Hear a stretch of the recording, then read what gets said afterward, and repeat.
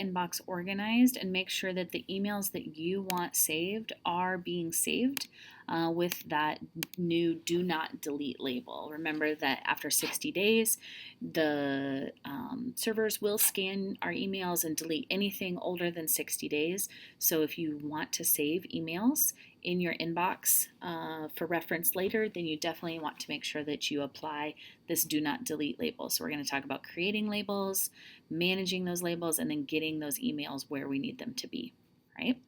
So first, to create a label, I'm going to scroll all the way down on my left-hand side of my inbox. I'm going to select more. I'm going to scroll all the way down there to find create new label.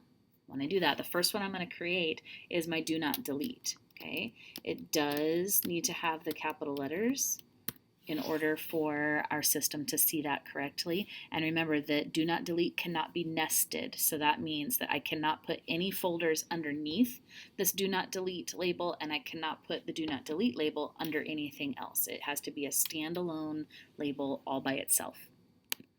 When I click create, it shows up here in my list in alphabetical order. I like to color code my labels. So if I click the three little dots, I can apply a label color just like that. If you accidentally forgot those capital letters, just click the three dots and select edit, and you can edit it there and save. Okay. You can create as many other labels as you want. If I want to nest things under my NGC important, I can do that. This just has to, the do not delete has to be on its own. Okay. So now I have some emails that I want to move into that do not delete folder. So I'm going to open my email here. I've looked at my email. I'm ready to file it away. I know I want to save it. So I'm going to click the labels, and you're going to actually apply 2 labels to it, right? Because the do not delete is really not for organizational purposes. It's purely for the system to see it as, hey, I want to save this email, right? The rest of my labels are for my organization. So I'm going to apply a second label of where I want this email to actually be. Then I'm going to click apply, and you can now see that I have 2 labels here. But you can also see I have a third one because this email is actually living in my inbox. So I don't want it to live there. I've already looked at it. I don't want it clogging down my inbox. So I'm going to click the move to, and I'm going to move it into the ninth grade center important one. Probably not into the do not delete because that's not where I'm going to go to find things. I'm going to find things by my other labels. So I'm going to move it there. And now when I go into ninth grade center important, there it is. This is why I like that red on my do not delete, because it stands out to me. I can clearly see that I have that label applied, but I can see that I do not have it applied to these other 2. So you may already have a ton of emails saved in other labels that you also do not want deleted.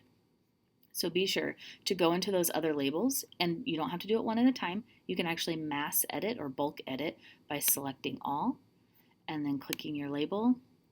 There's a little dash. That just means some of them have this label, some of them don't. So I'm going to click it so that it applies to all of them. If I need to select any others, I could, and then I'll click apply.